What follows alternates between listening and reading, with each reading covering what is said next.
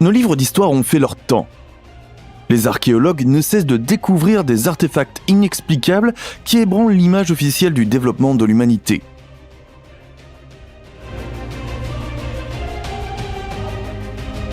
Ou votre professeur d'histoire ne vous a jamais parlé de machines volantes antiques ou d'ordinateurs portables anciens.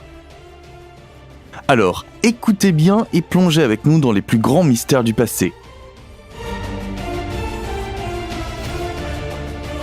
Avant de commencer, n'oubliez pas d'appuyer sur le bouton j'aime et d'activer la cloche de notification pour recevoir d'autres vidéos. Et restez jusqu'à la fin pour découvrir l'un des mystères historiques les plus étranges jamais découverts.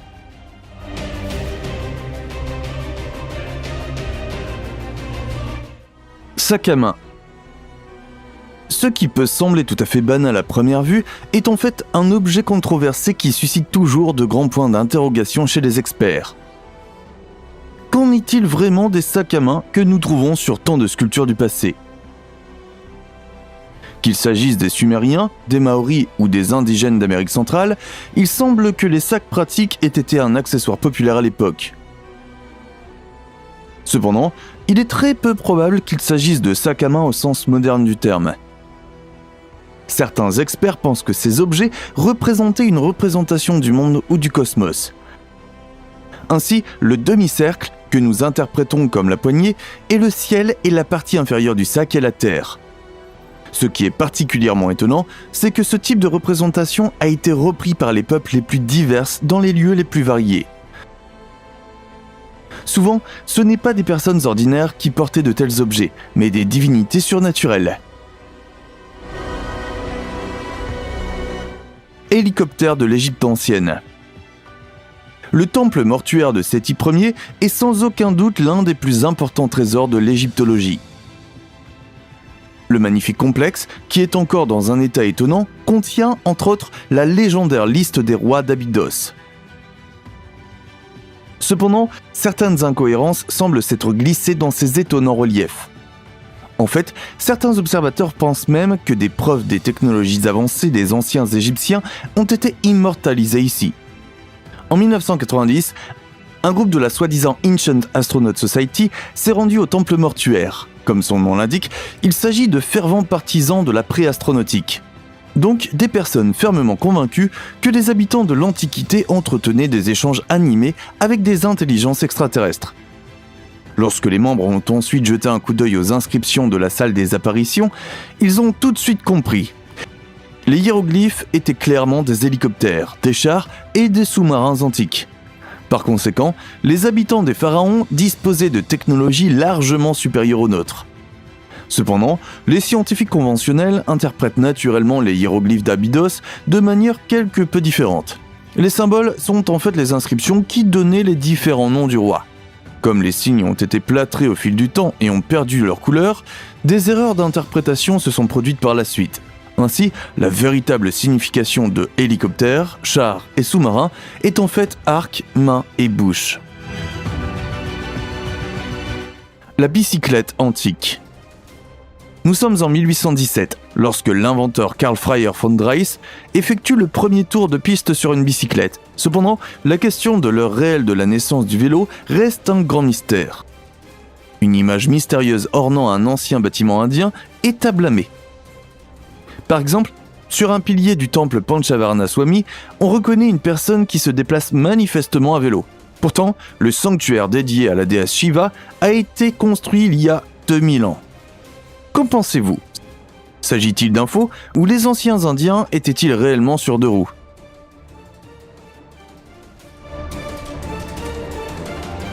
iPhone. Bijoux précieux, figures sacrées, smartphone futuriste. Il est bien connu que nos ancêtres déposaient toutes sortes de biens funéraires auprès de leurs morts. Mais qu'en est-il vraiment de cet objet qui rappelle à certains spectateurs un iPhone moderne ?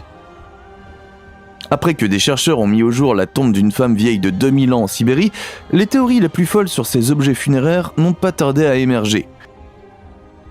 Bien que cet objet énigmatique rappelle effectivement un téléphone portable par sa forme et sa taille, il s'agit ici d'une simple boucle de ceinture ornée. Avant de pouvoir s'émerveiller devant le premier selfie de l'au-delà, un peu de patience est nécessaire. Si l'artefact ne fournit aucune preuve des technologies avancées du passé, il atteste du statut social élevé des morts. Statue énigmatique. Construit entre 1026 et 1030, le temple du soleil de Modéra est toujours l'un des plus importants lieux de culte en Inde. Même si le site n'est plus utilisé à des fins religieuses, il nous montre encore de manière impressionnante l'architecture d'antan. Cependant, nous rencontrons ici un détail étrange qui ne veut tout simplement pas s'intégrer dans le paysage. Il s'agit plus précisément d'une statue tenant dans sa main une structure allongée. Certains pensent qu'il s'agit d'un ancien instrument de mesure. Dans le passé, de tels objets auraient permis aux gens de mettre en pratique leurs projets de construction démesurés. Le fait que la personne soit représentée avec 4 bras n'est pas en soi inhabituel. Cependant, le fait que toutes les mains aient été coupées, à l'exception de celle qui tient l'objet, laisse perplexe. Le personnage portait-il autrefois d'autres objets dans ses mains manquantes ? À ce sujet, les chercheurs affirment que les membres n'ont pas été détruits naturellement, mais par l'homme. Ordinateur portable. En regardant cette ancienne stèle funéraire, on se demande si les Grecs de l'Antiquité aimaient surfer sur Internet autant que nous. Il n'est pas difficile de comprendre pourquoi cette représentation énigmatique a fait le tour du monde il y a quelque temps. Sur l'image, on peut voir une sorte d'ordinateur portable qui possède même de ports USB. Ce qui, dans les rangs des préastronautes, représente une preuve supplémentaire de leur vision du monde et désenchanté par les moyens simples dans les rangs des chercheurs conservateurs. La stèle correspondante a probablement été réalisée autour de l'an 100 avant Jésus-Christ. Il s'agit d'un monument funéraire caractéristique qui montre le défunt dans une scène typique de la vie quotidienne. Dans ce cas, nous voyons une femme assise sur une chaise et la première page d'un cahier semble s'ouvrir. Celui-ci à son tour tenu par une jeune fille, probablement une esclave. La défunte a probablement pu jouir d'une grande richesse de son vivant, c'est du moins ce qu'indique le design artistique de la chaise, les bracelets et la présence d'une subordonnée. Et l'ordinateur portable ? Eh bien, il devrait probablement s'agir d'une boîte à bijoux. Il est toutefois douteux que les partisans de la préastronomie se laissent convaincre par cette simple explication. Carte de Piri Reis. Le fait qu'une vieille carte montre l'Antarctique ne nous éblouit pas vraiment. Cela ne change que si l'on considère que le pôle Sud n'avait pas encore été exploré du tout à l'époque où la carte a été réalisée, du moins officiellement. Mais alors, en 1513, comment l'amiral ottoman Piri Reis a-t-il pu savoir à quoi ressemblait le littoral de cette terre glacée ? Le marin a-t-il pu atteindre l'Antarctique ? Comme il n'était pas encore possible de sonder les côtes de l'Antarctique avec les moyens de l'époque, la plupart des chercheurs pensent que la carte représente en fait une toute autre région.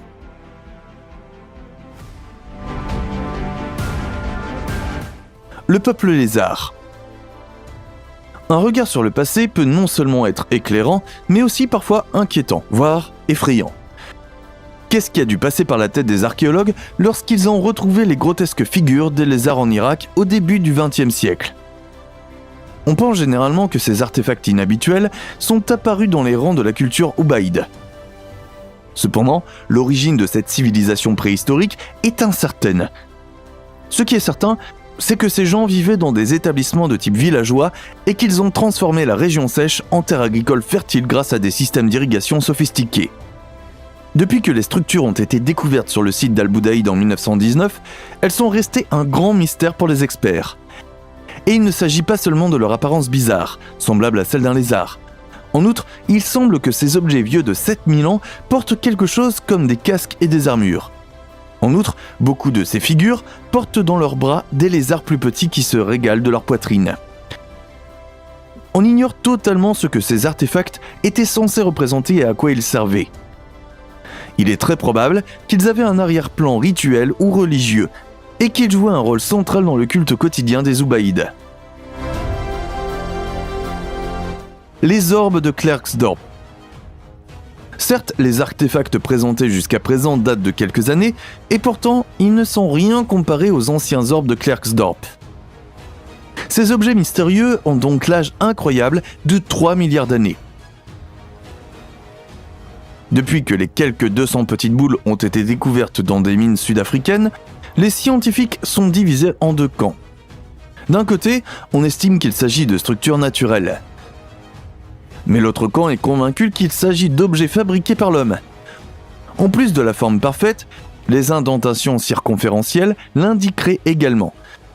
Si la thèse de l'artefact est correcte, nous devrions complètement bouleverser l'historiographie officielle. Alors, la Terre a-t-elle jadis servi de foyer à une autre espèce hautement évoluée ? Nous sommes curieux de voir quelles connaissances seront recueillies sur les boules de Klerksdorp. La grotte de Rising Star. D'un point de vue technique, la grotte de Rising Star en Afrique du Sud a un statut incomparable. Situé dans la vallée de la rivière Blue Bank, ce site fascinant couvre une superficie de 250 mètres sur 150 mètres. Pour accéder à la chambre dite de Dinaledi, où dorment les anciens fossiles, il faut passer par un passage d'à peine 20 cm de large. C'est pourquoi, avant de commencer leur travail, les chercheurs ont spécifiquement recherché, je cite, des aides minuscules et étroites sur diverses plateformes de médias sociaux. Depuis 2013, plusieurs centaines d'ossements ont été découverts dans la grotte de Rising Star. Il est apparu que les restes provenaient d'au moins 15 individus différents. L'une des découvertes les plus spectaculaires est un crâne et un squelette complet étonnamment bien conservés. Deux mystérieuses boîtes noires. Après toutes les décennies où l'Égypte a été au centre du monde archéologique, il est presque un peu surprenant que de nouveaux mystères soient découverts lors de fouilles. Toutes les grandes pyramides sont déjà connues, et de nombreux temples ont à nouveau été fouillés. Ce sont généralement les intérieurs de ces ruines qui révèlent de nouveaux mystères. C'est également le cas des 24 boîtes noires trouvées dans un ancien temple de Memphis. Elles pèsent des tonnes et sont traitées si finement qu'elles auraient pu conserver leur contenu hermétiquement pendant des siècles. Mais qu'en est-il des boîtes ? Nous n'en sommes pas sûrs, mais le temple donne un indice. Celui-ci était dédié à un dieu originel qui parcourait la terre sous la forme d'un taureau. On suppose aujourd'hui que les restes des taureaux sacrés devaient être enterrés dans les gigantesques cercueils. Cependant, ils n'ont jamais été utilisés et il n'existe aucune information précise sur leur utilité. Ils resteront donc probablement pour l'instant un petit secret d'Égypte. La batterie de Bagdad. Équipé d'un cylindre en cuivre et d'une tige en fer, ce mystérieux récipient en argile aurait pu servir de batterie fonctionnelle il y a 2000 ans déjà. Le problème, pour autant que nous le sachions, les gens ne savaient même pas que quelque chose comme l'électricité existait. La question de savoir si cette hypothèse est vraiment correcte et dans quel but la batterie de Bagdad aurait alors été utilisée reste un mystère non résolu. On pense que l'objet a disparu depuis un certain temps. Peu après l'invasion américaine de l'Irak, le musée national irakien a été victime de pillards. Et la batterie de Bagdad n'a jamais été revue depuis. La bouteille bleue. Ce qui était au départ un simple travail de routine a fini par donner lieu à une découverte extrêmement inhabituelle.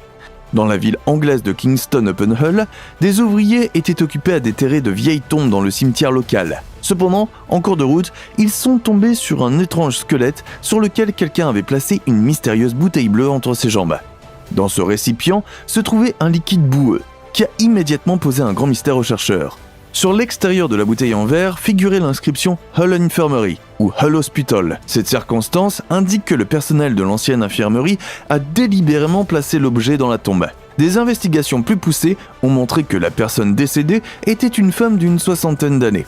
Après avoir examiné le contenu de la bouteille, les scientifiques ont déterminé qu'il était principalement composé de potassium, de phosphore et de sodium, les principaux composants de l'urine. Il pourrait donc s'agir d'un mystérieux tonique utilisé pour soigner des maladies au XIXe siècle. Sur les plus de 1500 squelettes exhumés dans le vieux cimetière, aucun ne possédait des objets funéraires aussi bizarres. La pierre de Dashka.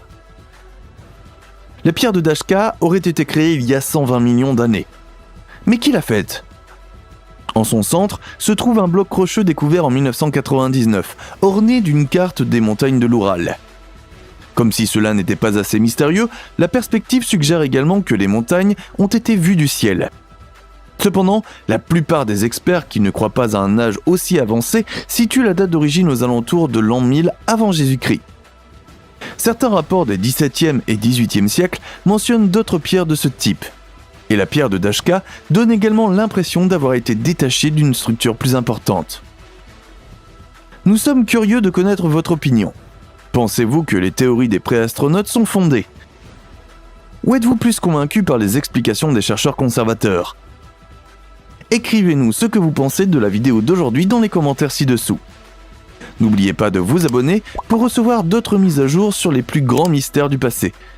Et sur ce, merci de nous avoir regardés. Prenez soin de vous et à la prochaine fois.